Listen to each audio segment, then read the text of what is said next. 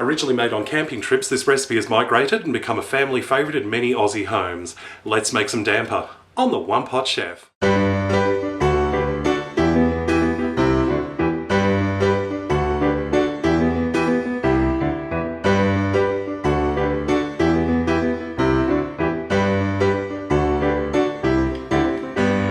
To make our damper, first things first, we're going to need a large mixing bowl, and into that I'm adding in 3 cups of self-raising flour.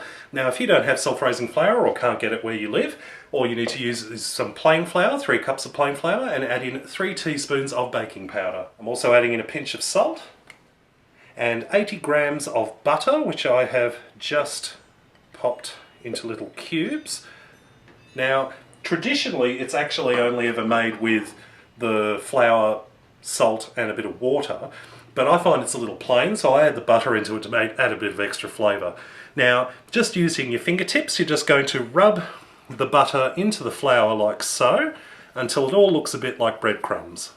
That's looking good. Next we're adding in 3/4 of a cup of water. I'm just going to pour that in. And just using a round-edged knife, like a butter knife, just make cutting motions through this until the dough starts coming together. Add a little bit more water if you need to, if the dough looks a bit dry. That's our dough together. So we're going to turn this out into a floured surface. We're just going to knead this dough on the lightly floured surface for a couple of minutes or until it's nice and smooth.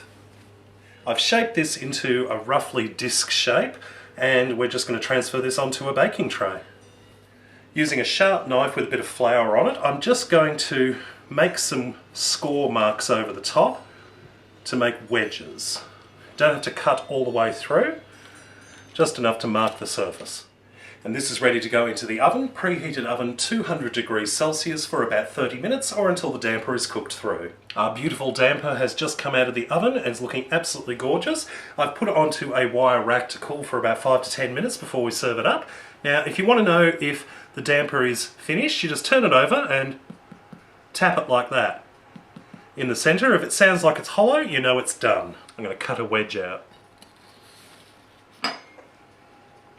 Oh wow, that's beautiful. Still hot in the middle there. Whew, lovely. You can serve this as an accompaniment to a main meal. It's great for dabbing up gravy and things like that. You could serve it with a bit of butter and some jam, but I'm just going to put a little bit of golden syrup on this. Yum. Time for a taste. Mmm. Yum. Mmm. It's got a thicker consistency than bread, which I really like, but it's still got that light, fluffy, sort of crunchy outside. And tell me one thing that doesn't taste better with golden syrup on it.